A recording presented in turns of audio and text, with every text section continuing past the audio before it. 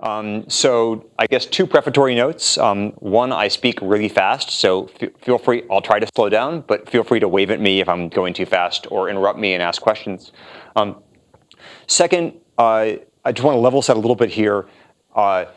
This talk is like about communication security, which involves cryptography in kind of the same way that plumbing, involves hydrodynamics.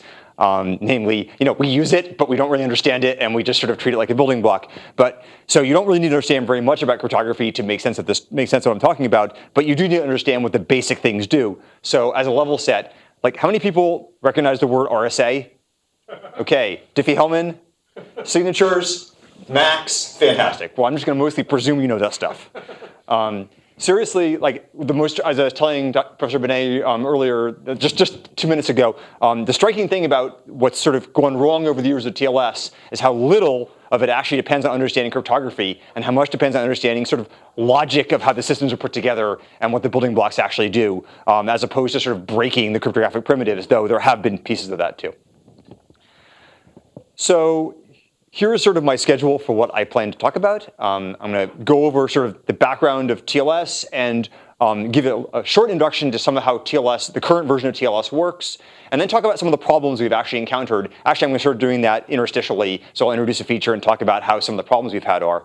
And the idea here is to motivate, A, why we're doing something new, and B, to give you a sense of the kind of things that go wrong and the rationale for how we're trying to do better this time, and why some of the decisions we made have been made. Then I want to talk about the objectives for TLS 1.3, which is the version we're currently working on, show you what TLS 1.3 looks like, and then finally spend a slide or two talking about where we are and how we plan to move forward. So what is TLS? As I was writing this, I was distressed to realize how long I've been working on this technology, which is now over 20 years, which is really kind of depressing at some level. I was not in any way the original designer of this. The version that we are using now, so TLS was introduced basically by Netscape back in the prehistory of the web, when, as was suggested earlier, they needed something to do security and they needed it very fast. And the basic design criterion was we would like to be able to have people buy stuff over the internet and put their credit cards into the browser. And that was the main thing people cared about.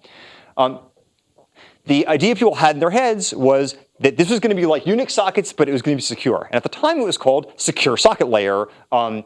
So there were sort of several very early versions of SSL, starting with SSL v1, which never really made it out of the lab, SSL v2, which was relatively widely deployed, but had a number of problems.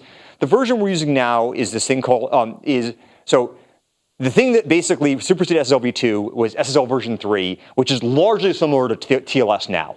And that was designed sort of in relatively short time by Netscape, by some people in Netscape, in order to fix some perceived problems with SSL version 2. And that got very wide deployment and then was standardized by IETF with the usual sort of modest modifications in the service of both improvements and not invented here. So even TLS 1 goes back to about, I think, 1998 at this point. And SSL version 3 goes back to about 95. So at this point, to give people who did this work credit, they said we're going to build something with security over for TCP, and that has proven to be an incredibly powerful primitive because so many things run over TCP, and just having a secure channel abstraction is very powerful. And so now it's used for almost anything you can think of. The initial designs were for HTTP, but it's used for VPNs. It's used for email, both for sending and for retrieval. It's used for Internet of Things communication. It's even used for doing security for voice and video. There's now a version of TLS called Datagram TLS, which basically is the same concept but for UDP. So that's part of what's used for voice and video at sometimes, and also for IoT. So as I said, Netscape were the original people that did this, but it got taken over by the Internet Engineering Task Force, or contributed and then picked up. And since then, there have basically been 3 versions of TLS. Version 1, which as I say was the first standard version, 1.1, which was like a trivial change, and 1.2, which was done in response to the work about, I guess, about almost 8 years ago now, breaking MD5 in SHA-1 when everybody was terrified that all our hash functions were going to be destroyed. So when SSL v3 was really just shipped, it basically assumed you had MD5 in SHA-1, and what we wanted to do was make it work with SHA-2 and SHA-3 and whatever, so it turned out to be a lot harder to do that than you actually would have thought because things are more brittle than you think. So as I said, TLS and SSL present this secure channel abstraction. And the basic model that almost everybody's operating under is this. The client knows who he wants to talk to. The client has a domain name for the server, and the server does not get to know who the client is. So the client says, I want to connect to this website, and that although in principle there are mechanisms in TLS for the client to authenticate to the server, in practice those get a fair amount of use, but nowhere near as much use as the basic mode that almost every web browser uses, which is the client connects to the server and the client doesn't authenticate at all. And if the client wants to authenticate, then they authenticate by typing a password into some web page, which then gets sent over the secure channel. And the reason this is supposed to be safe is because the browser verified that you were talking to Gmail, and therefore whatever they're typing in is going to Gmail. Once this is done, then all the data is encrypted and authenticated. And so the guarantee from the client's perspective is supposed to be that everything I send is only going to the server, and everything I get back from the server was secured in transit and really came from the server rather than somebody else. And the guarantee from the server's perspective is a little fuzzier, which is the same person that sent me the initial block of data is now sending me the later block of data, but I don't really know who they are. And so, if there's a password, so hopefully the password I'm getting and the request to read the email from the same guy. That's the guarantee you're supposed to be getting. But again, you don't know who that is if you don't authenticate them. TLS has this sort of structure. Back when SSL and TLS were designed, there was a raft of sort of secure protocols being designed, SSH and IPsec and a bunch of other stuff, and they all sort of converged after a bunch of false starts in the same basic structure, which is there's some handshake protocol, which is typically pretty fancy, and the handshake protocol's job is to actually negotiate the key material. So you want to establish a shared key between the client and the server. You want to negotiate the algorithms, the modes, the parameters. What this typically means is like what key exchange you're using, what encryption algorithm you're using, that kind of stuff. And you want to authenticate one or both sides. As I said, in TLS, that largely means the server, but in IPsec or SSH, it might mean both the client and the server. And so the vast majority of the complexity in TLS is that chunk, is the handshake. Once that handshake is done, there's also a record protocol which actually carries the data from the client to the server and vice versa, which is comparatively simple, though even that we've seen problems with where it didn't provide the advertised security guarantees. And I have a little bit of material about that later. Basically all these systems, the initial handshake uses public key cryptography, uses Diffie-Hellman, uses elliptic curve Diffie-Hellman, uses RSA, something like that. And the record protocol, but that just negotiates a key, and the record protocol uses some sort of symmetric cryptography, these days typically AES or Cha-Cha, something like that. Okay, you don't need that. This was just there in case people didn't know what I was talking about. So this slide here shows basically the handshake skeleton for essentially the basic TLS 1.2 handshake, which is almost identical to the TLS, I think at this level of abstraction is identical to the SSL v3 handshake. So this is what people did for like a very, very long time, until almost all the time until basically probably the past 5 years, perhaps past 3 years, perhaps. So the client opens up with this client hello message, which the most important thing for now is it contains a random nonce. And like all these, so one common problem with cryptographic protocols is replay attacks. So the random nonce serves to guarantee to the client that anything the server's messages are fresh. The server responds with his own random nonce and with a certificate, and the certificate ties, in this case, his RSA public key to his identity. So at this point, the client can in principle validate. He can't validate that he's actually talking to the server, but he can validate at least that there's some credential that binds an RSA public key to the claimed identity of the server. Until this first message of the server is done doesn't require knowing the private key, so the client only knows that there's someone out there with this identity. Then, as I said, the client then generates some random value, in this case what's called the master secret, which is basically a random 48-byte string. Not 48-bit, that would be bad. And enciphers it under the server's RSA public key and sends it to the server, and then follows up with a MAC over the entire handshake with the master secret as the key for that MAC, and that's called a finished message. So the guarantee the client obviously has at this point is only the true server should be able to decrypt this message. And so when the server responds with its own MAC over the handshake, then the the client knows he's now talking to the true server, at least theoretically, because anybody else couldn't have reconstructed the key material to generate the master secret. Also, the convention I'm using here is anything in italics is encrypted, so these messages are also encrypted. So as a practical matter, the server couldn't even have read the finished message, and he couldn't have sent a finished message which would validate. Historically, until pretty recently, TLS has used composite cipher modes, by which I mean you would use AES and you'd use HMAC SHA-1 and you put them together. TLS is now moving very aggressively towards AEAD, authenticated encryption with additional data cipher modes that have better security guarantees, at least under implementation parameters. So once you've done all that stuff, as I said, you can look at the bulk of this and just the weight, 4 times as much data, 4 times as much stuff going on in the handshake as going on application data. And that's probably actually about right in terms of how big the protocol is. So once you've done that, you start sending application data back and forth. So would the life were that simple? Already life is more complicated. So the client and the server have diverse capabilities. And one thing that's actually worked pretty well is when TLS and SSL were first rolled out, people had DES and triple DES, and now we have AES and Cha-Cha and stuff like that, and we've made that transition pretty smoothly without breaking anybody, which is actually quite good. So, and we've also gone through several versions of the protocol without breaking anybody too badly, which is also pretty good. Is this me that it's like doing that? No, oh. It's just that projectile. Okay. Okay, great. So there's more stuff in here.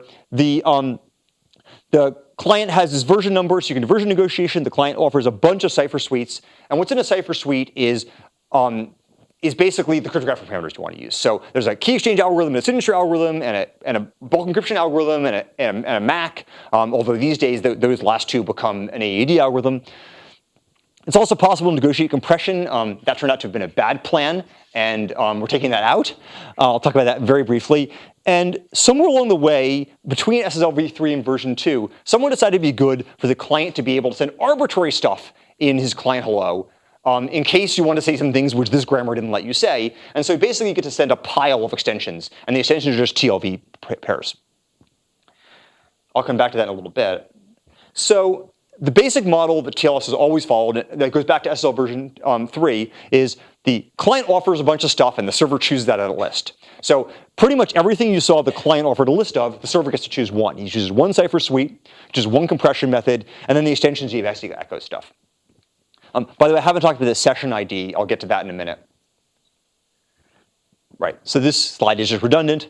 The cipher suite contains basically all the parameters you want to use. There's been a huge split in protocol design, by the way, in terms of taste, about whether you should do individual selection for each of these or whether you should do a suite that contains all of them. And both of these turn out to be terrible approaches. The individual selection, you can't actually mix and match because it turns out lots of things aren't compatible with other things. And so you have like some hardware security module which can like sign stuff with one algorithm, but then you have to use another algorithm for key exchange or for hashing. And conversely, if you do suites, you get common network explosion. So neither of these things works very well. IPsec did Chinese menu, and TLS does common network explosion. Those are the two main options. So, hang on. So I'm sure that most of that was introductory. I want to talk a little bit about how things have gone wrong over the years. So I'm going to give a couple examples of TLS features which turned out not to be as awesome as you might have hoped. So TLS has what superficially seemed like this very elegant mechanism for renegotiating. So the idea would be, I've set up a TLS connection to you, and for some reason I'm sad about the parameters. And there are a bunch of reasons I might be sad. One reason I might be sad is I've been encrypting for the past month with the same keys, and I might think it's time for new keys. This is a lot more of an issue if you're using like DES than if you're using AES, though it's still an issue with AES because you can only encrypt maybe 2 to the 32 blocks before it start to fall apart.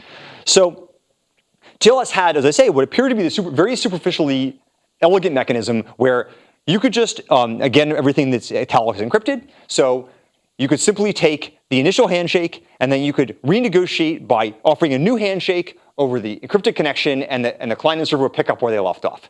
So this seems like a not bad idea, and it works pretty well. Sometimes there's a bit of confusion about what the status of the data is if it is interleaved between some of these handshake messages that made people kind of sad. And there's, in fact, a discussion on the TLS mailing list right now about how to treat that. But that's not the part that made people sad, it turns out. The part that made people sad is this. Now, if you look at the date, you'll notice that TLS was designed around 94, and this was discovered in 2010. So as I was saying earlier, the interesting thing about this is you don't need to know anything about cryptography at all to understand what the problem is here. You just have to see the problem, and someone finally solve the problem.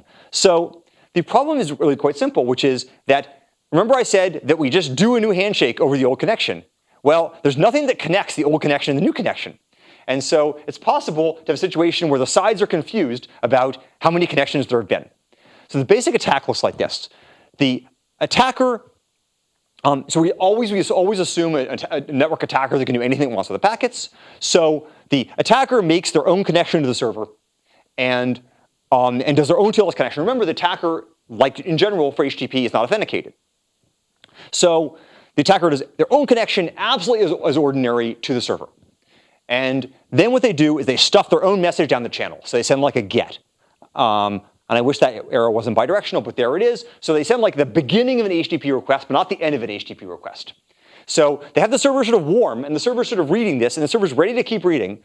And then what they do is they take the client's connection, and they intercept it. And they take the client's TLS connection, and they just proxy it over their own encrypted channel to the server. And at this point, the client and the server have an encrypted connection, which the attacker can't read. But that's OK, because the attacker doesn't need to read it. And then the first thing the client does is he sends his own HTTP request on the channel. So I'm assuming web here. And somewhere in that HTTP request is his cookie. And you know, if you do this exactly right, then you get the right number of curlifs. And this looks like it's all one big request with one like malformed header line, which is the client's GET. And so now what the attacker's managed to do is he's managed to splice his own request onto the client's authentication credentials. And GET's a bad example. I wish I'd used post here. But if that request has any side effects, then he's basically convinced the client to do something for him that he would not otherwise have done. This is bad. So the attacker has to inject an arbitrary prefix onto the client's connection. One thing you'll find, by the way, is a lot of these attacks are attacks that don't look very good in traditional network environments because it's hard to, for instance, if this is like a telnet connection or it's like a telnet connection or it's like an IMAP connection, it's hard to sort of convince the clients to generate the data you want them to generate. But in web connections, it's really often very easy because the attacker gets an enormous amount of control over what the client actually does. And so the sort of traditional thing you'll do is you'll make your own web page that points to the victim's web page, and now you can synthesize all sorts of stuff and get the client to do it for you. So the advent of the web has actually made this threat model much more serious. And if you look at a number of the attacks that we see lately on TLS, they basically depend on the attacker having pretty tight control of the user's web browser. But that's OK, because you can get that kind of tight control quite easily. But they only really work because of that environment. Right. So this is fine. This is bad for the client. And the server can't tell. The server thinks it's a renegotiation. And the server may want the renegotiation. So let me do this first. I'll go back. So the first idea we had when this came up was, let's just turn off renegotiation. We won't allow anybody to renegotiate. That's not the world's worst idea, but it turns out that the reasons you need renegotiation, and the most important one of these first two, which is concealing the client certificate and post-handshake client authentication. So I'm not sure I have a slide that shows client authentication, but in TLS 1.2, the client certificate is sent in the clear. It's not sent encrypted. And so that means that any network attacker can see the client certificate and see who the client is, which obviously has bad privacy problems. So it's attractive. The nice thing about this renegotiation technique is if this second handshake were like a legitimate handshake, then the client certificate would be encrypted because it would be encrypted by the first connection. So that would be good. The other reason why people often want to do this is you often have settings where only part of a website is protected. So you have a website which is authenticated by client authentication, and the client will surf around the website for a while, and then eventually it'll hit some protected resource, and then and only then will the server want to interrogate the client for a certificate. And this is made even worse by the fact that the UIs in the browsers are really, really bad about client certificates. And so it's incredibly invasive to ask the client for a certificate. And so servers avoid it like at all costs. And so the point being that if you have one of these multi-level sites, what you want to do is let the client surf for a while and only then force a renegotiation. This is going to be a problem later we'll get to. So the fix for this, once you know about this, the fix for this doesn't seem so bad. We basically made a new... many of the situations we find ourselves in, by the way, are that we had this really quite complicated apparatus, and we'd find things we didn't like, and we say, well, what's the minimal change we can make to repair this particular problem, and maybe some problems around it, but without totally redesigning everything, because that turned out to be really expensive, as we're seeing now. So the minimal fix for this, maybe slightly more than the minimal fix, but a modestly minimal fix for this is to add a new extension to the client and server hello. And the way this works is that basically you echo these MACs from the previous handshake in the new handshake. And so what happens, obviously, is in the case here, the server thinks he's got a MAC from this first handshake, but the client doesn't, and so you get a handshake failure. So that looks like it works pretty well, though it turns out that for other reasons this runs into problems a little later. Though it took, again, about 4 years to find that. So good. Right, so I wish I'd done this in the opposite order. This is what I was talking about earlier, which is to say that the client's surfing along just fine. He asks for some secure resource, and then the server goes, oh, now I need your certificate, and he prompts him. And the way the server does that, by the way, is he sends this hello request message, which says, please start a new handshake with me. Wow, inf. Well, that really should have been a backslash, shouldn't it? OK. So in order to understand how this fix did not exactly produce the desired outcome, you have to understand one more feature about TLS, which is a thing called session resumption. So back when this stuff was designed, public key operations, by which I mean like RSA, was incredibly expensive. And it was the bottleneck for building any kind of secure server. And so when the system was built, they designed a system that would allow you to amortize one public key exchange over multiple connections. This is called resumption. And the basic idea is like super simple. OK, that I'm not willing. OK. Oh, good. OK. So the basic idea was like really simple. That on your initial connection, when you used RSA or Diffie-Hellman, but back then it was RSA, that the server would give you an identifier, and when you came back, you'd say, I know about this identifier, and the server would like look it up in this table and go, I have the key. So it looks like this. Stuff in red is new.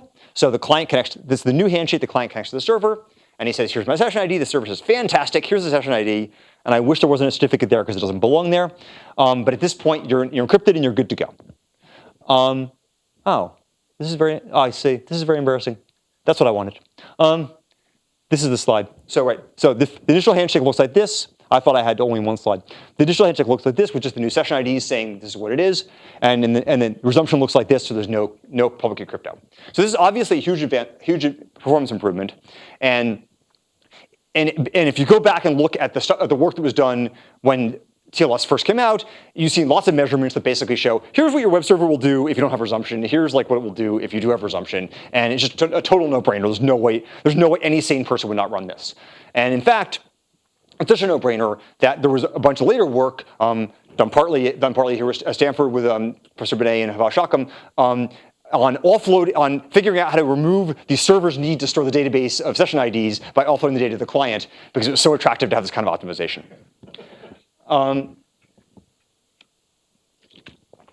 However, it turns out that this does not make the world necessarily as much better as you're hoping. So this very nice work came out of INRIA back in 2004 on this thing called a triple handshake. So the background here is the INRIA guys, Karthik Bhargavan and some other people, have built this fully verified TLS implementation called MeTLS that is written in, I want to say, F#, and they actually have a formal proof of it. And so somewhere along the way, they discover the proof isn't going through, and they find this.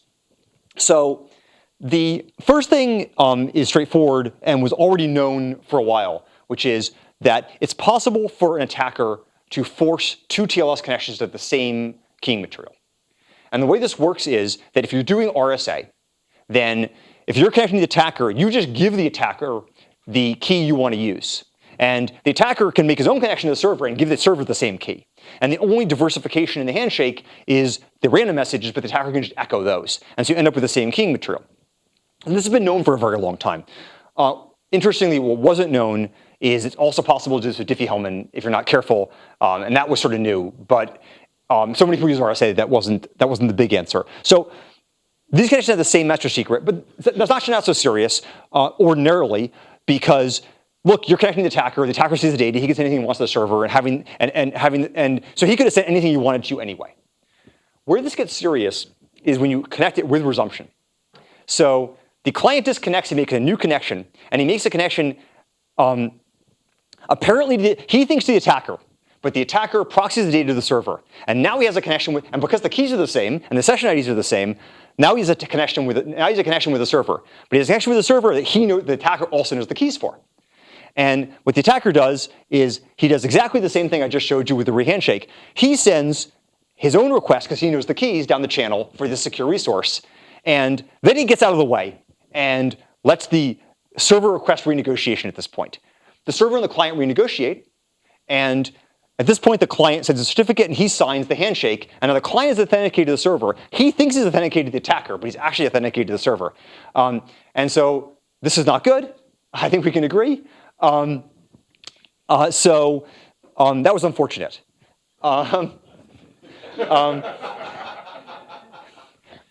So this basically resurrects the renegotiation attack, as Karthik points out. But the attacker gets to control the request, but he gets the client to do something on his behalf with the server.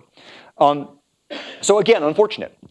The fix for this, and you can see us sort of slowly backing into the TLS 1.3 design here, is the problem is, you might think the problem is the resumption, but the problem is not. The problem is the unknown key share in the first handshake. And the fix for this is to make it not possible to have two TLS handshakes from different people with the same keying material. And so the fix that Bhargav and all propose is to take the server certificate and, in fact, take the entire handshake transcript up to the point of key exchange and digest that into the keying material. So that basically that ties the master key into the server's identity. So you can't have two connections to two people with the same different identities and the same keys, unless well, at all actually, as long as your random numbers are fresh, but as long as they have different identities, unless you break the hash, of course. And because the session resumed handshake is connected to has the same keying material from the initial handshake, that inherits the certificate, and so the binding continues. So.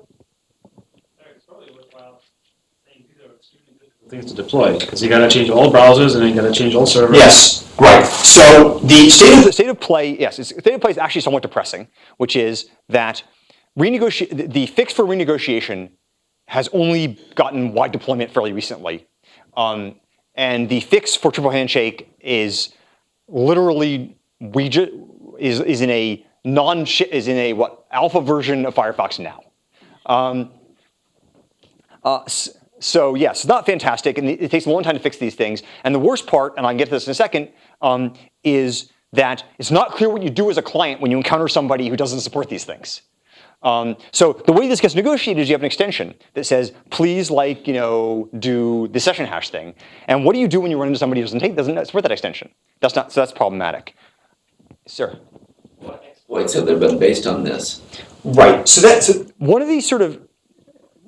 I can't tell if it's good or bad, but one of the sort of odd things about working in this field is you get these very, very nice pieces of work that show that the protocols are badly damaged in some way or another, or maybe badly, maybe not badly, but damaged. And then you never hear about anybody exploiting them. And so we don't know. What we don't know is, I mean, someone demos it. I don't mean that it doesn't work. I mean, someone will show you a demo, but you never hear, well, I was going to Amazon and someone bought some stuff. Using my credit card number. I don't actually have an answer to this.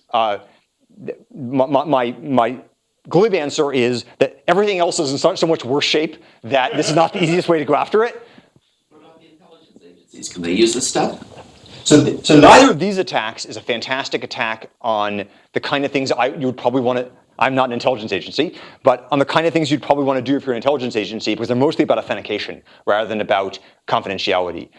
Some of the attacks that have been published over the past few years on confidentiality of TLS are things you might imagine intelligence agencies deploying. So, for instance, the freak attack on Logjam attack that came out earlier this year, or the or alternately perhaps the Lucky 13. Work that Kenny Patterson did at Royal Holloway. So some of the things, there are attacks that are confidentiality threats. So those are things you might imagine intelligence agencies deploying. In many cases, the problem is they're active attacks. So the good news about this, by the way, I should be clear. The good news is that almost all these attacks are active attacks. And so that doesn't mean that you can't deploy them in the wild, but it means that if you're going to deploy them at scale in the wild, you may have some side effects that people notice. And so it's not like we have a bunch of passive attacks that are really easy to deploy. Which is, again, certainly don't want to say that it's not possible people deploying this in the field. It's just that it's not trivial.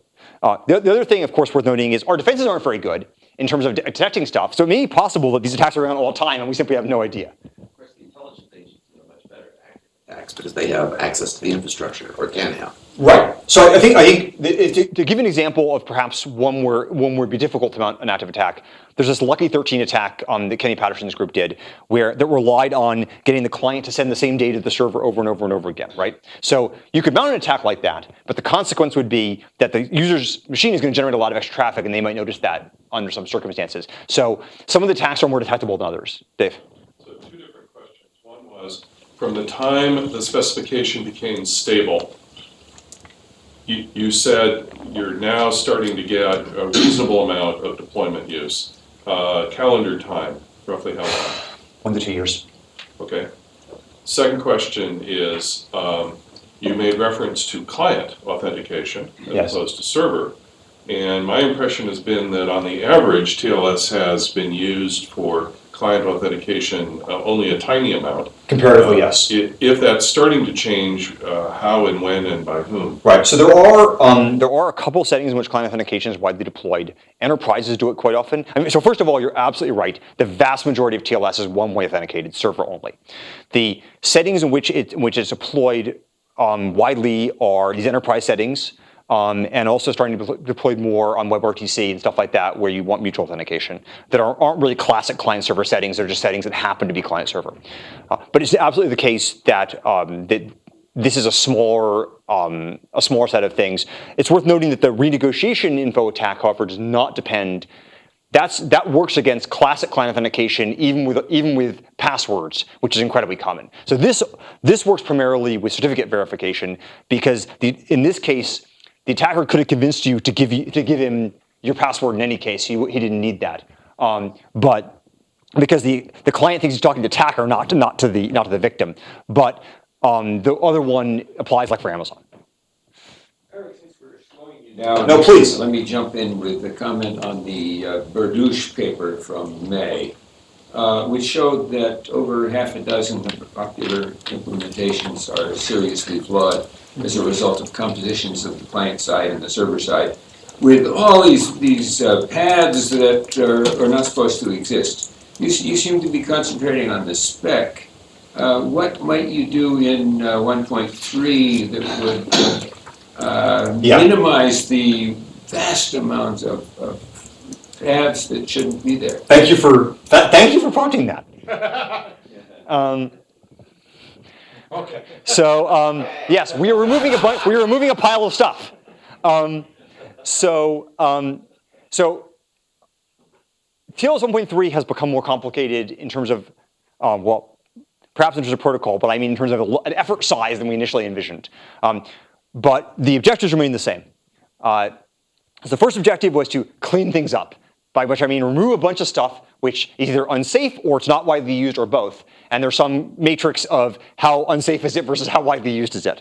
To try to improve the security of the system, and I think this goes two ways. One is by trying to improve the specification, and the other is by making things enough simpler that you have a better shot at doing an implementation that would be secure.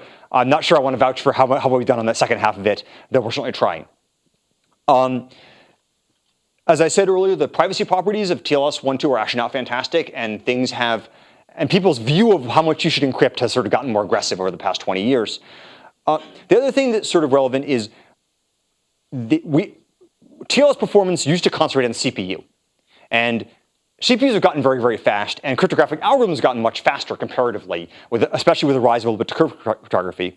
But the speed of light, unfortunately, has not gotten any faster, and despite a lot of effort, we haven't made much progress in that. So minimizing the number of round trips has become a very important property, and there's been a lot of work on that over the years, some of it here. And finally, the unfortunate part about this is we have a lot of important use cases which we can't throw over. So we would like to have a world in which people stop using TLS 1.2 and start using TLS 1.3. And if we take any large set of use cases that people actually rely on and we abandon those, then we'll have a bifurcated world where there's 1.2 and 1.3, and we constantly fixing 1.2. And so there has to be a balance between trying to, and this is where complexity unfortunately comes in. There has to be a balance between maintaining all the use cases that people really, really care about so that they will convert, while also trying to trim off all the stuff that's dangerous and which they wouldn't use. Yes? So, in SSL at least, there was, all the computation was put on the server side. Yes. And there were DDoS attacks that leveraged that. Yes. Has that changed, and are you planning to move more of the computation to the client? So, elliptic curve inherently pushes more of the computation on the client just because of the crypto math. It's not a deliberate design decision. It's just the way it happens to be. There's been a bunch of discussion about other anti-DDoS measures, primarily anti-DDoS measures that involve puzzles and stuff like that, and it's hard to know how those are going to really work. Then the bottom line is most of these systems, unless you do something explicit, it's pretty easy for the client to generate garbage and force the server to do something or other. And that's true with almost any protocol which doesn't have an explicit kind of puzzle solving kind of thing. And the difficulty with those is they tend to have very unpleasant differential impacts on slow devices versus fast devices. And the other issue is they tend to add round trips if you look when I show you the TLS 1.3 handshake, it become obvious that the server is asked to do something on the very first message, and that something is expensive. And the only way and there's no real way for him to verify the client's done anything beforehand. So the only way for him to basically push back on the client is to force the client to eat a round trip in order to solve some puzzle. And so that cuts into performance desires. But yes, we have talked about it. The other thing is, frankly, it's just the degree to which the crypto's gotten so fast has really kind of pushed back on people's concerns about computational DOS. Adam Langley had this very nice talk at Velocity a few years ago about deploying TLS at Google and how little impact it had in their infrastructure to do. So people have kind of just gotten bored about the whole performance thing, the whole CPU performance thing. I'm not saying it doesn't matter at all. There are still places where it matters, but it's a much lower impact thing than it used to be, where it's the dominant cost. So we have a bunch of things which we took out. And I'll go through them reasonably quickly. The biggest one, the one that actually kind of hurts people here, is static RSA. So for a very long time, TLS had exactly the property you're talking about, where it was RSA only, largely. There was Diffie-Hellman ECDHE in there, but people didn't use them because they're too expensive. And that A, was very expensive for the server, and B, had lousy PFS properties, by which I mean none. Namely, if the server's private key were revealed, basically it was game over. So that was bad, and the other thing was it was kind of messing up the handshake in terms of now you had to support both DHE and RSA modes, so we just took that out entirely. The other thing we took out is TLS used to support this thing that we were calling custom Diffie-Hellman groups, and what I mean by that is it allowed the server to basically make up some Diffie-Hellman group and just tell the client to use it, instead of using one of the well-known groups, like the NIST groups. And this was true. This was definitely true. This was the only way you could run finite field Diffie-Hellman, by which I mean you could certainly use a group that someone else had generated, but there was no way to say use group 32. You had to actually give the client the entire group. And it was possible with EC, but it was possible with EC to use custom groups, but nobody did it. Both because we wanted people to move to EC and we wanted to make the handshake smaller, and because there were concerns about because the triple handshake attack on Diffie-Hellman actually used a carefully constructed bad group, we thought it'd be a good idea not to allow the servers to specify their own group. And so TLS 1.3 will only allow you to use a small set of groups which are defined. There's another reason why this is attractive that I'll get to in a second. We actually did a survey and we found 2 sites that specify custom groups. For EC? For EC. Yeah. We're going to break 2 sites. Those people can have a bad day. Yeah. But Amazon and who else? No. And those might be Right. So attacks. Yeah. So we sort of the concern that pushes back on this is you say, well, if you have a small number of groups, that makes them an attractive target for pre-computation attacks. And I think we have 2 basic answers to that. That we did weigh that and decided to do this anyway. And the 2 basic reasons were, one, that we would like to push people to much larger Diffie-Hellman groups. So we don't specify any finite field group below 2048. So that pushes back, that makes it much harder to mount those kinds of attacks because you have a much stronger group. And the second is we want to push people towards EC, and we don't think it's a good idea for people to generate their own EC groups. Is that correct? Okay, thank you. I did not know that. And so we want people to use a very small number of EC groups. TLS 1.3 basically recommends a total of 4 EC groups: P256, P384, Curve 25509, and Goldilocks 448, which are the 2 new curves specified by CFRG. So we don't want to encourage people to invent their own EC groups. We remove compression, which as I said was kind of harmful. We remove renegotiation, but then we had to sort of add back in this special accommodation, which we'll talk about in a minute. There have been an increasingly dangerous series of attacks on these composite cipher modes, partly because TLS used an odd cipher construction, an odd composite mode construction, where it macked and then encrypted rather than encrypted and then macked. And so we just, in order to simplify the system and to avoid concerns about this, we just swapped those out entirely, and all we're specifying is AEAD, which in practice means Gala counter mode or Cha-Cha Poly 13, 305. And we've also rejiggered the presumption quite a bit. So I don't think I need to rationalize why we did this, so I'm not going to. I'll rationalize this for a minute. So there's a nice paper, the crime attack, showing how to exploit compression. So the general property is that, and this is a great example, as I was saying, of where the web environment is particularly dangerous. So there's a nice attack showing that if the attacker could control part of the data on the wire, and they didn't know some of the other data on the wire, they could use compression to determine what the other data on the wire was. And the basic idea is that you have some target of data of interest, like a cookie or a password, and you inject some data which you know, which you want to see how much redundancy it has vis-a-vis the cookie or the password. And if you get a lot of compression, you look at the output ciphertext size, and if you get a lot of compression, then you've got some good indication that you've got a lot of redundancy. And if you get bad compression, then you're probably off. And you keep iterating over and over again until you actually back out the cookie or the password. And it turns out that, so as I said, this is an example where the web environment is particularly hazardous because the attacker has the ability to implant JavaScript in the client and make the client do these things over and over and over again with different input plaintexts. So nobody really knows how to do this safely and generically. That's a great open research problem if anybody has an answer to how to use compression and encryption together. So we don't know how to do this safely and generically, and the whole point of TLS is to provide generic mechanisms, so we've just taken this out entirely. As a side note, HTTP2 recently standardized their own compression mechanism for headers, but it's incredibly limited and doesn't do a very good job of compression compared to what the state of the art is, but only leaks a very small amount of information. Roughly what it is, it only finds exact replicas. So if you have like exactly the same header over and over again, it works, but if you have things that are off by 1, it doesn't work at all. So you don't get as good compression, but on the other hand, it makes it much harder to attack. This keeps coming up, by the way. We had just about 2 months ago someone asking us to put compression back in again and being yelled down. In a perhaps feeble attempt to stamp compression out even in 1.2, TLS 1.3 implementations are forbidden to offer compression even if they do 1.2, and they're required to choke if anybody offers compression to them. So we're kind of hoping that people stop using this in 1.2 too.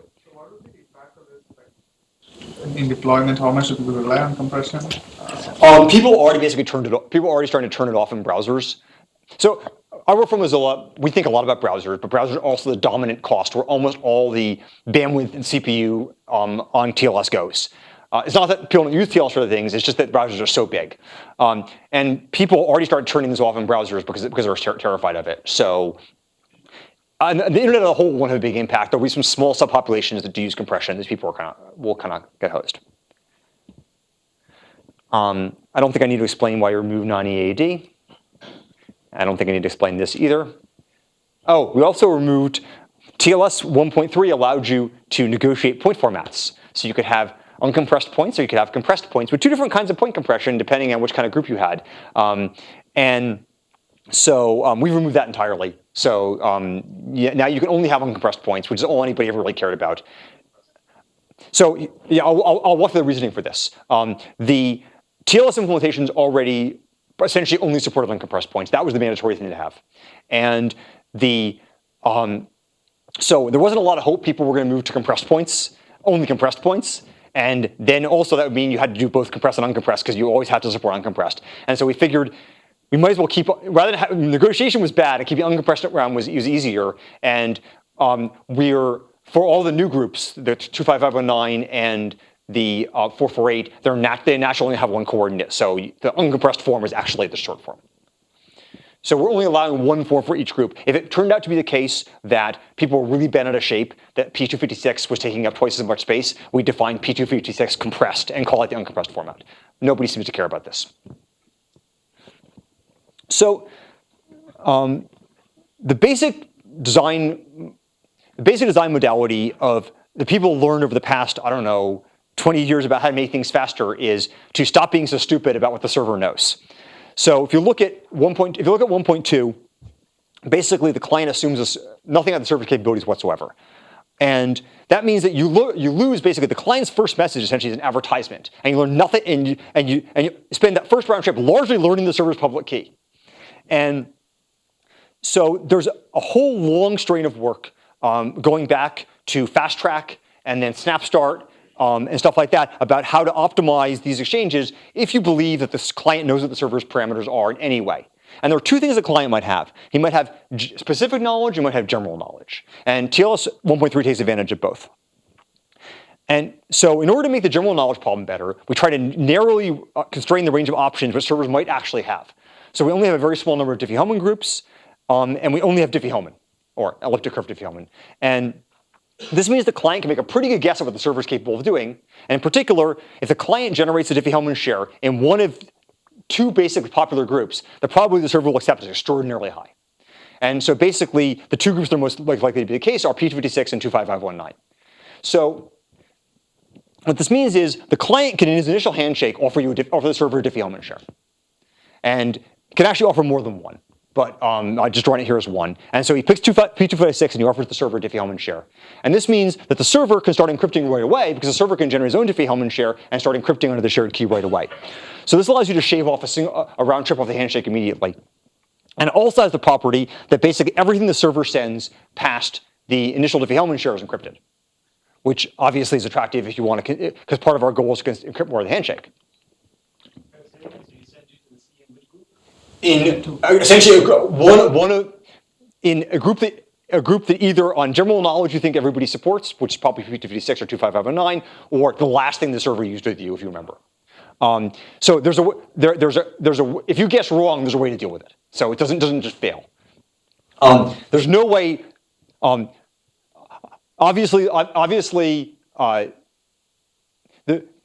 If you don't have any information about the server's capabilities, there's no way to do better than this, basically, unfortunately.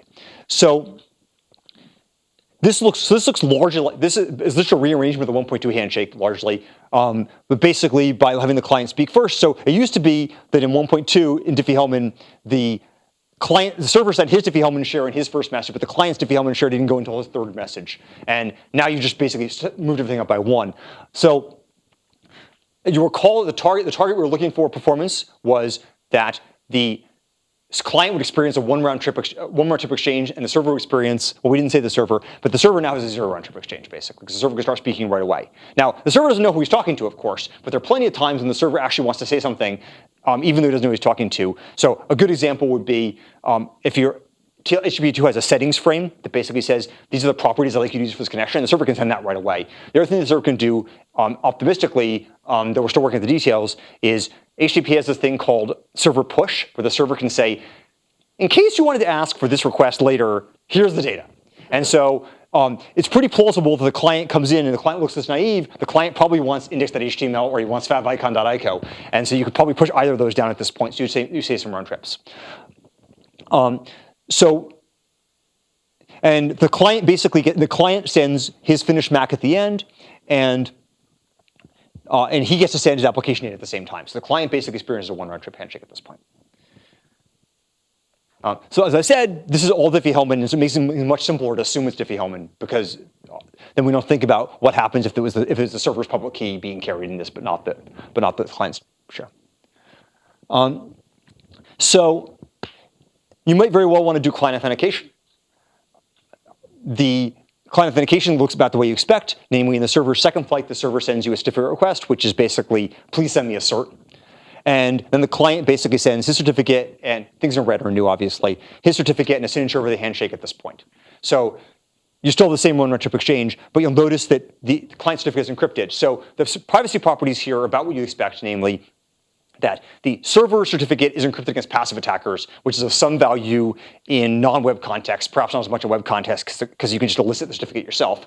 But the client certificate is encrypted against active attackers because the client validates the server cert prior to sending his own certificate. So this is we've already removed one of the reasons to renegotiation, which is protecting the client certificate at the same time as you improve the performance somewhat. It's worth noting that this is effectively Sigma by Krawczyk. It took us quite a while to notice that, by the way, because the messages were in kind of a funny order, and in particular, it used to be the certificate request came between the certificate and the signature, and it was like, and suddenly like Karthik was staring at this, and he's like, "This is just Sigma," and we start drawing diagrams. So,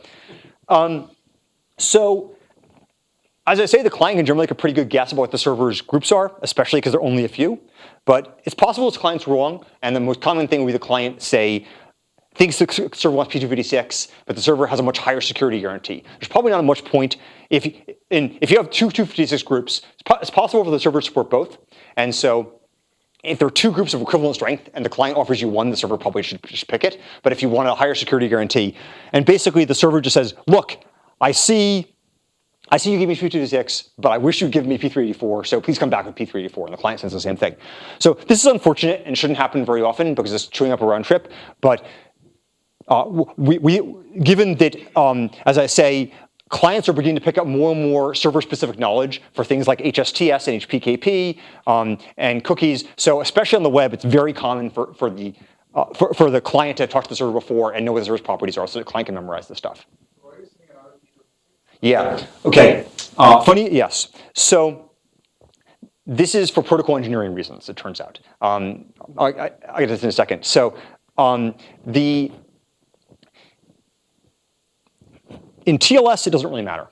But in DTLS, it's very nice to have a situation where the server can force you to go away and not have to keep any state. Because you were asking earlier about DOS attacks. One very common anti-DOS measure is for the server to say, I'm going to give you a random value, and please come back and prove to me you have that random value, thus demonstrating that you're at the IP address you claim to be. And so for stream protocols like TLS, like TCP, that doesn't help very much because they all have their own mechanism.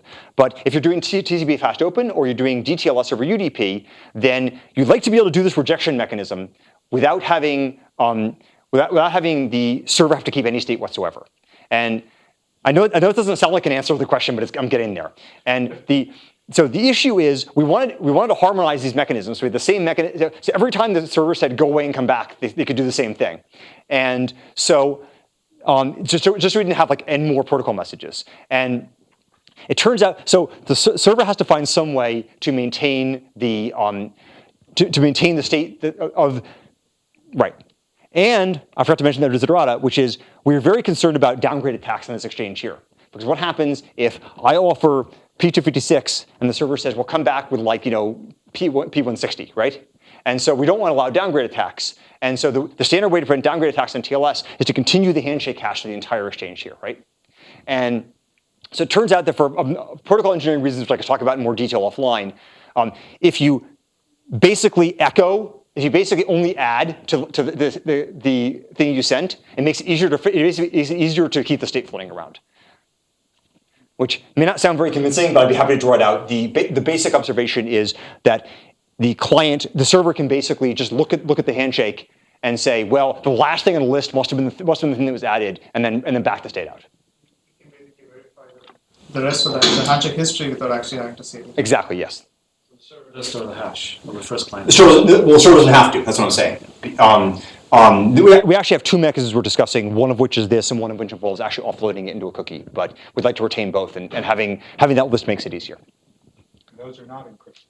These are not encrypted, that's correct. It can't be because you don't know. So it's the same random in both messages. Yes, it's the same message except that it contains the same thing. Yes, thank you for that. It could be encrypted with a key known to the server, but now we only have to store one key. Let's pick that up offline. Okay, so that's how you get to one round trip. There's no way to get to 0 round trips without doing a bunch of screwing around. And in particular, there's no way to get to 0 round trips without having the client talk to the server beforehand, as far as I know. If someone knows, that'd be great. If you come up with one, Yeah, please. let us know. I mean, there are if you assume side channels, like you say, if the key's in the DNS or something like that, or you assume IPE. But I mean, but generally speaking, with Diffie-Hellman, you can't do this. So the basic observation, and this goes back at least as far as a snapstart by Adam Langley and Nigan Ramotudugu, but I think actually even further, is that the client can cache the server's Diffie-Hellman parameters and use those for a future handshake. In fact, it goes back as far as fast track, and then he can send application data on his very first flight by basically piggybacking it on the initial client hello. But obviously, that requires the server to prime the client previously. So what does this look like? I didn't show the priming handshake, but it's actually really straightforward. The client sends in his client hello, the server configuration, which is the identifier of the key he's using, which is some semi-static Diffie-Hellman key. And then he piggybacks the application data on there. And I wish my arrows were further apart and it'd be more obvious, but the application data is associated with the first arrow, not the second one. So that all works fine. It has a number of unfortunate drawbacks, which no one knows how to get around. The first drawback is you don't get PFS for this first flight of data. And that's obvious. You can't get PFS because you're using a key which the server has to hang on to, so you can't have PFS for it. I'm getting there. That's the next slide. So the PFS thing, people are willing to tolerate. So first I should say that I'm going to say a bunch of bad things about this mechanism, but this mechanism is so valuable because milliseconds are money that it's going in anyway. So TLS Any Replay is like the standard Any Replay mechanism everybody uses, which is that each side provides some random or at least fresh value in their handshake, and you mix that into the keying material, and then the keys must be fresh. Obviously, this cannot be compatible with ZRTT because the client has to speak first, so the server doesn't get a chance to send him anything. So the data sent to the client does have Any Replay. The data sent to the server does not. Once you get past this first message when read, then you're fine. But the first message is problematic. So people thought they knew how to solve this problem. Everyone understood that solving this problem required server-side state. No way around it. And there have been a pile of mechanisms suggested, and people thought they had an answer. So the answer we were planning to use is borrowed from Snapstart, but also is one used in Quick, which is the server keeps a list of every client-side random any client's ever sent him. It's indexed by some server-provided context token, so it doesn't have to keep them forever. And the client provides a timestamp, so basically what the server does is he looks up the context token and says, what's the earliest thing I know about, the latest thing I know about, and then is there a duplicate in here? If there's no duplicate, he says it's new. And that seems like it's totally going to work. It doesn't. It works fine if you basically have a globally consistent store. It does not work if you have a store that can get inconsistent. So the story, this is actually a little entertaining in that we, I've been giving talks about how we're going to do this and saying we're going to steal the mechanism from Snapstart. And so we're in this TLS interim, and I'm saying we're going to steal the mechanism from Snapstart. And Daniel Collin Gilmore says, well, how does the mechanism from Snapstart work? And I start explaining it, and he's like, well, what happens in this case? And Langley and I look at each other and go oh, this is not good. So I'm going to give you a contrived example because it's easier to understand the non-contrived example. The non-contrived example involves multiple data centers. The contrived example looks like, so one thing I should mention is that the desired application interface is that the ZRTT data be transparent to the application. So what I mean by that is what happens when you connect to the server and the server has forgotten all its anti-replay state? Well, what you want to do is you want to take the message you sent in ZRTT and send it in one RTT as your next message. Because if you don't do that, then your get got lost. And since what you wanted was the home page, that's not going to work for you. So imagine something with it's fine if there are no side effects. Now imagine you have side effects. So the client connects to the server, and he sends his client hello, and he sends his ZRTT thing with buying something, and the server and he sends the attacker as usual, and he thinks he's talking to the server, and it's the server's credentials, but the attacker intercepts it because he's a network attacker, and he sends it to the server, and the server processes the purchase and sends back an acknowledgement saying that everything is good, and the attacker eats that and doesn't send it to the client. And then somehow the attacker managed to convince the server to reboot, and the server's now lost all its state, including its anti-replay state. That's okay because we have a pretty good mechanism for recovering, which is the server says, listen, I don't have your anti-replay state, so send this message again once you've incorporated my random value. So attacker forces the reboot. He retransmits the exact same messages to the server. The server says, no, I can't do 0RTT. And here's like a random nonce, and the client now retransmits his request, at which point the server's processed it twice. So that's bad. And it's easy to convince yourself, if you think about it a little bit, that if you have multiple data centers, you can do the same thing. Unless you're willing to basically replicate, unless you're willing to not only replicate the Any Replay store between the data centers, but you're also willing to basically say, if someone goes to the wrong data center, the one that doesn't have the master copy of the store, that basically you stole his connection until you checked the master copy. And that's just not practical. There are many other failure modes that cause exactly this. Absolutely. And operationally, you just back it out and have it send the guy a free return label. Right. So is it worth worrying about? Right. Okay. So when this was discovered, so that's exactly correct. One thing to recognize is that many places in the browser stack, if you send forgetting about any of this 0RTT nonsense, you send your post request, and if you get like an RST, the browser like just sends it again because it wants stuff to happen. And it's really true for gets, by the way. Anything that is ostensibly idempotent, the browser will totally be happy to retransmit. And even things that are not idempotent, under some circumstances, will also retransmit. This happens all the way up and down the stack. And by the way, even if the browser doesn't retransmit, the next thing that happens is the user goes, what the heck, and he hits the button again. So this isn't great, but it's not clear how bad it is actually. I mean, it's not good, don't get me wrong. So where do things end up? As I say, the real problem is these multiple distributed data centers. And the final resolution was basically, there was this very fancy mechanism in Quick and Snapshot to try to solve this problem. And the resolution of the TLS Working Group, after a long discussion, and also when you talk to Google, what they're doing with Quick, I believe, is not even try anymore. Basically say, there's a special mechanism to send 0RTT data, only send stuff with idempotent there, and if you don't do that, like it's on you. And so obviously, this is not safe to have on by default. There has to be a special API. Everybody agrees on that. But it's simply too valuable a function to not have. You're just putting the server's IP address and the client randomness so that the multiple data centers would know that when you're doing a replay, the wrong client. So there already were. Let's pick this up offline too. If you have a solution to this problem, I'm extremely happy. We thought about it pretty hard, but it doesn't mean we explored everything. I will say that the configuration IDs do have data center attachments to them. That's how it works at all. So one thing is TLS has for a long time supported a pre-shared key mode, which largely was used for like IoT type applications where people couldn't afford public key crypto at all, or also applications where they could afford public key crypto, but they couldn't afford certificates, or they couldn't fair deploy them, and so you'd have like a password whose job, or even a long key whose job it was to bootstrap up the connection for you. So sometimes you'd use it with Diffie-Hellman, and sometimes you'd use it without Diffie-Hellman. So somewhere along the way, it became clear that PSK and resumption were really similar. They basically had like a long-term key, a long-term symmetric key, and all you need to do was like reboot the connection with that. And so TLS 1.3 is basically removing resumption entirely and replacing it only with PSK plus a mechanism for the server to send you a label for the existing master secret. So basically the way this works is exactly like in ordinary TLS 1.2 ticket resumption. The server sends you, here's a label, and please attach this label to the key we just negotiated. And then you can use that label for PSK negotiation instead. So that has a nice advantage of merging some stuff. So I like to show this diagram. This is more complicated looking. This is a less complicated looking diagram than it actually is. TLS, everyone likes to take every individual thing and put it in its own message. So like many of these messages like only have a small thing in them, but like they're like vertically massive. So this is the unified flow diagram for all of TLS 1.3.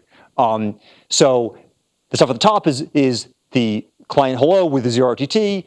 The stuff on the right is the server second flow, and the stuff on the left is the client second flow. And as you can see, we sort of decorated the stuff with the sigma sections that show the authentication, because though I guess that one's wrong. So when you look at a diagram like that, and you start it for long enough, you can convince yourself that we can have one unified authentication logic rather than a pile of different authentication logics attached together. And this observation, I think, probably starts with Hugo Karczyk and Ho-Jack Wee, who suggested this thing called OPTLS, which is basically a generalization of this sort of 1RTT, 0RTT Diffie-Hellman framework. And so basically the idea is you have two input keys, one of which is the long-term input key, which corresponds to the static Diffie-Hellman exchange you would do for 0RTT, and one of which is the ephemeral key, which corresponds to the ephemeral Diffie-Hellman exchange, and then you put them all through the same key derivation diagram, and that gives you all the key material out. Now, in different modes, you might have different settings for which of these keys are. So in PSK, for instance, both of these keys are the pre-shared key, but there's a single authentication logic for all of them. And I think Hugo and Ho-Jack published a draft of their paper on the TLS mailing list recently. So you get a key derivation schedule that looks kind of like this, with the ephemeral secret and the static secret and a bunch of HKDFs, and then producing these keys at the very end. So I guess I have a couple more things to cover. I just said we removed renegotiation, which made everybody sad, and we really thought we were going to get away with nothing here, like a nothing burger in the slot. And Microsoft showed up and they said, we have all these applications where people want to do client authentication after the handshake is over. And exactly the setting I told you, where you have a website that's partially secure and partially insecure, and like we cannot cut over, it's a huge burden for us to cover TLS 1.3 without cutting this over as well. And in fact, it's such a burden that HTTP2 banned renegotiation with TLS 1.2, and they're having to stuff it back in again because it was so distasteful to have this feature. So a bunch of thought went into this, and again, trying to simplify the logic as much as we could. And the basic plan that sort of becomes immediately apparent is that the server can send the certificate request to any part of the handshake and elicit nothing but this authentication block, namely the certificate, the signature, and the MAC, which, if you recall the Sigma paper, is exactly what you use for authentication everywhere in Sigma. And if you think, and the way this works is that the signature signs the handshake transcript plus the certificate, and the MAC max everything there plus the signature. That's not the only way to do the Sigma composition, but it's one of them. This piece is still under a little bit hairy development, and it hasn't made it in the specification. And midway through this process, as people were looking at it, this team out of Royal Holloway in Oxford asked the question of what happens if you combine pre-shared keys and post-handshake client authentication. And so this is something we always wanted to work, but we weren't quite sure how to make it work, and so it hadn't made it in the specification yet. But it's something you obviously want to work because if you have resume sessions, you want to be able to add client authentication afterwards. And so again, if you go through the specification, it's like not in the specification, but it's something we always had in the back of our heads. And so if you take the naive version of doing this, and you do what I just said before, which is you add the certificate request and the authentication block, and you do it in PSK, you run into some problems.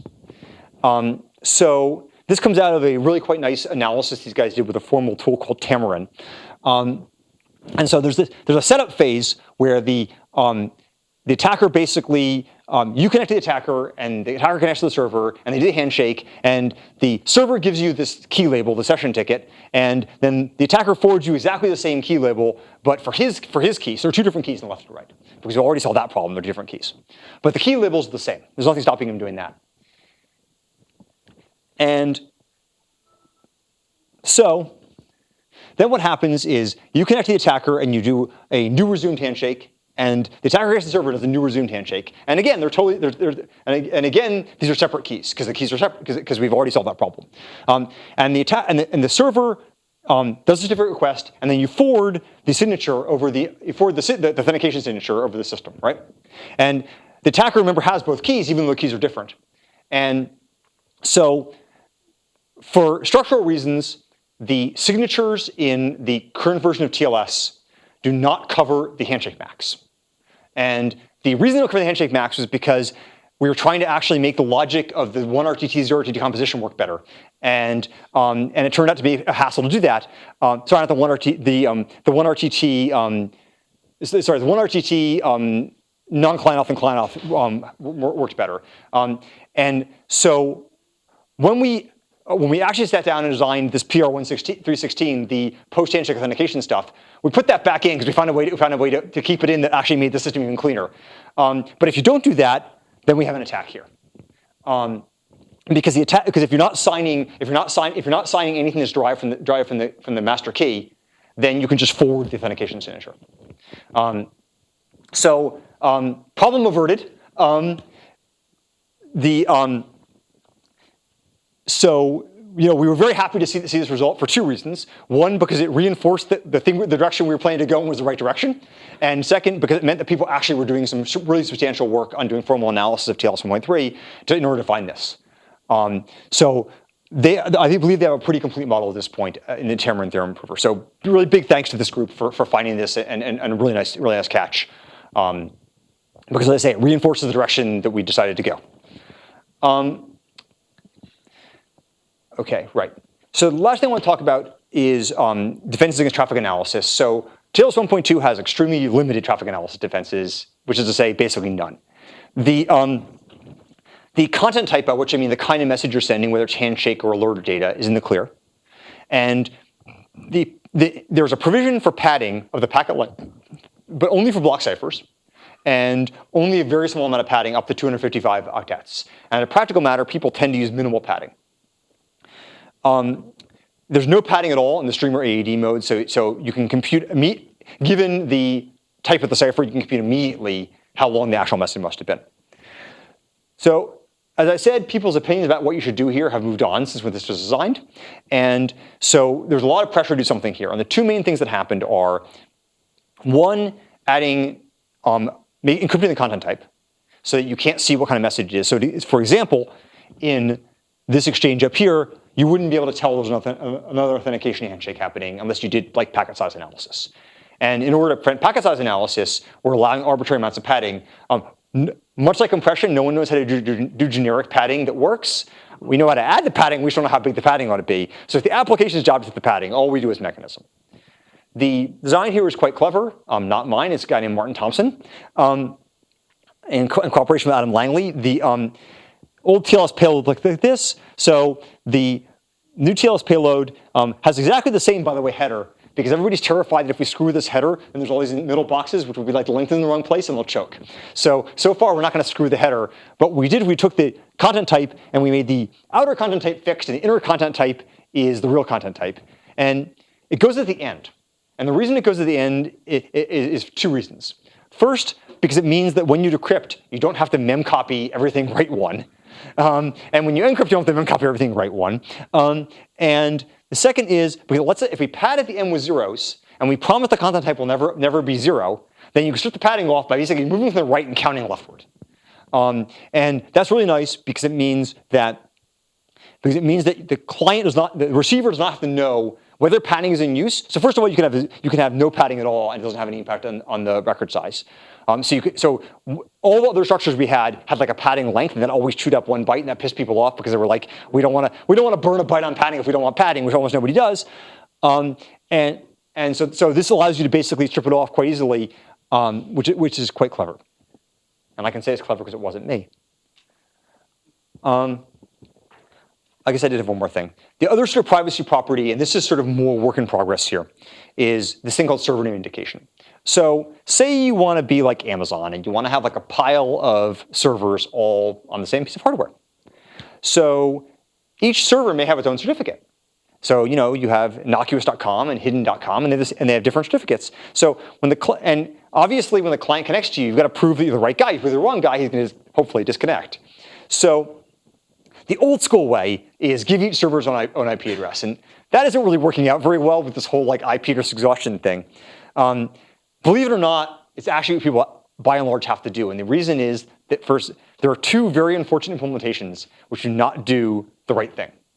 The right thing is this thing called server name indication, which is an extension of the client hello that says, I would like to talk to foobar.com. Unfortunately, Android 2.2 and Windows XP shipped without server name indication. And what that means is that if you want to run a system that is accessible to everybody on the internet, you have to have your own IP address for everything. And even now, that's a really quite substantial fraction of people's traffic. But there now are starting to be sites which hosting services, which say, look, we're going to offer you 2 tiers. You can have the your own IP tier, which is expensive, and you can have the SNI only tier if you don't care about Android 2.2, and that's cheap. And so people are starting to move towards this. And it's a required feature for TLS 1.3. It never was before. So unfortunately, yes? Those Androids are out there still. A shit ton.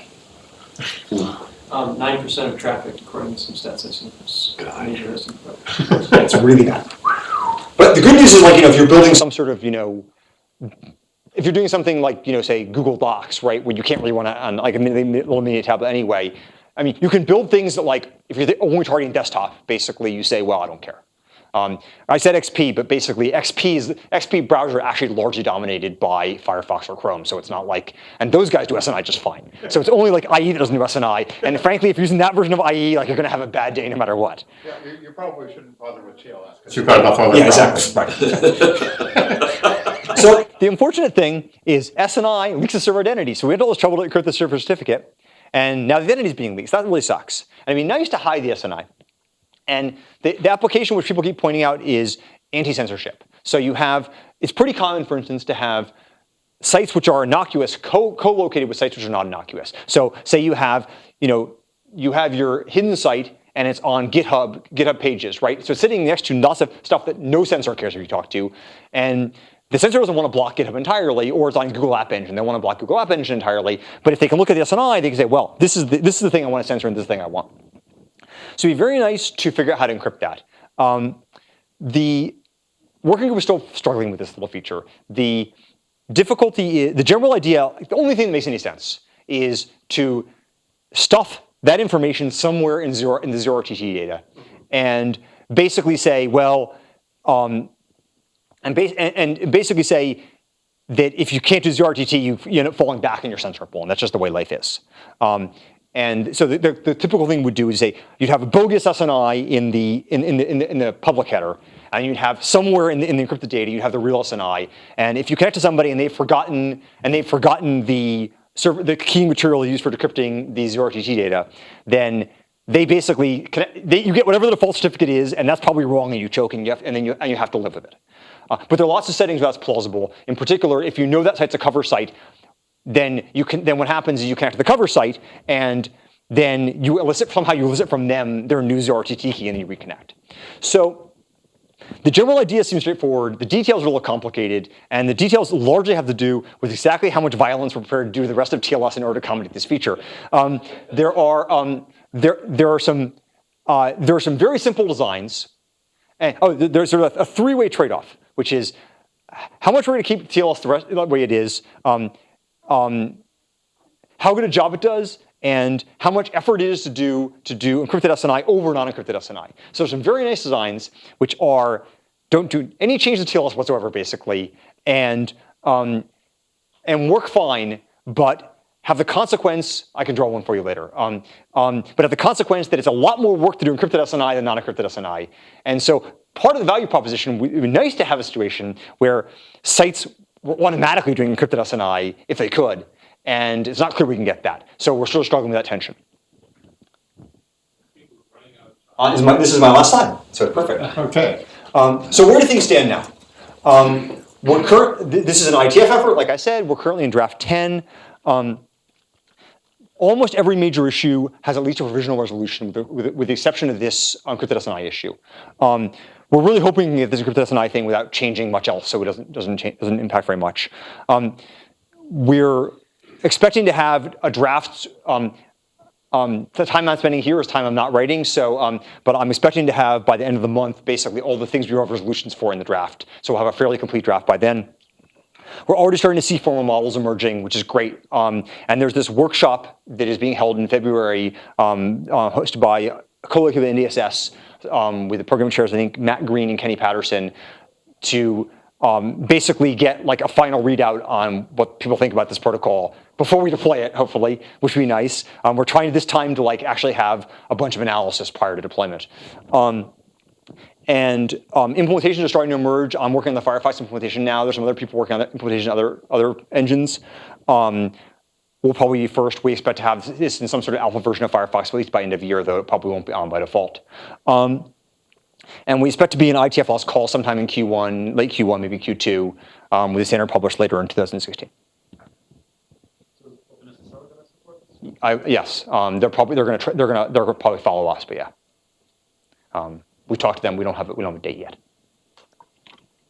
If you want to follow this work, the way to do this, I guess my second last slide, I apologize, is there's an IETF mailing list, obviously. We're doing this new thing where we do almost all our work in GitHub, so you can just like go to GitHub and see all the proposed changes and the current state of the draft. So, and if you find stuff that is small or big, I guess, you send us a pull request instead of having to write us some long email message. So please do contribute. Now I'm done.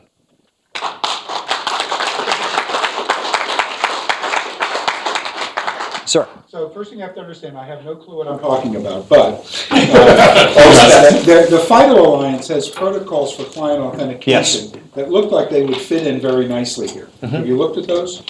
We have. In fact, we're just meeting with FIDO guys today. Okay.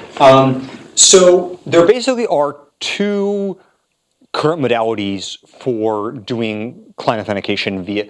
Sorry, there's lots of modalities for doing authentication with reusable tokens of various kinds, but the two basic modalities for doing public key-based client authentication are one doing it at the TLS layer and the second doing it at the application layer.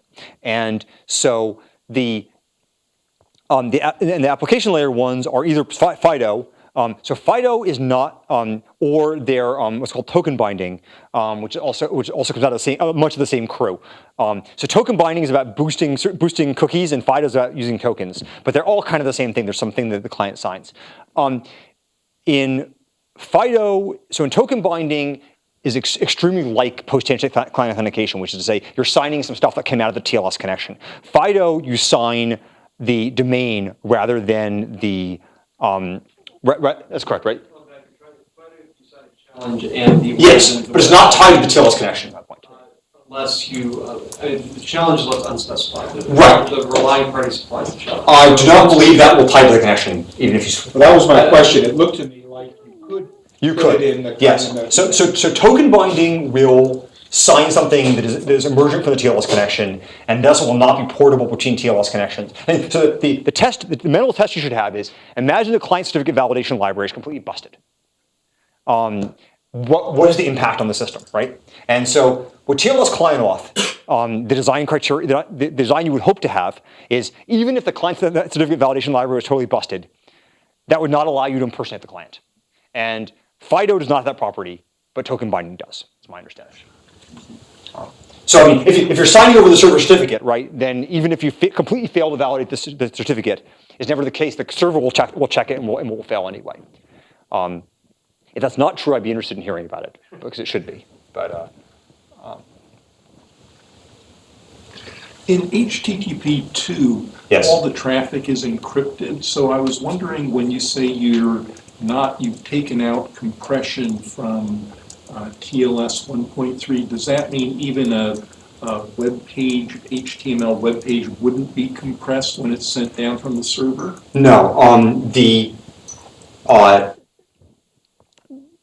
So TLS had a native compression mechanism, and that you can negotiate in TLS that will be transparent to the application. That's what we're removing. If there's an application which has its own compression, that's totally is fine. I mean, sorry, that will continue to function the way it always functioned. It may or may not be fine. Yes. Except that some of these same attacks that were used on the TLS compression. Yeah, the breach attack. If you have data from two separate provenances that are being compressed by the same compression algorithm, you are at risk. Right, even if TLS doesn't have it. So, I mean, imagine you put some layer, imagine you staple a compression layer on top of TLS, between TLS and HTTP, you'd be back in even the same problem as you had with TLS compression.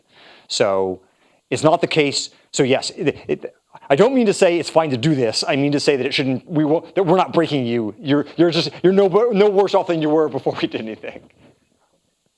And as I say, HTTP there's at least two HTTP compression mechanisms which continue to be active. One is the one is this header compression mechanism, which was specifically added, and the other is there are a bunch of payload compression mechanisms like gzip, which continue to be functional. Yeah, we have no input. I mean, HTTP 2 does not really know much about TLS. It's just a substrate. Thank you very much. Yes, thank you.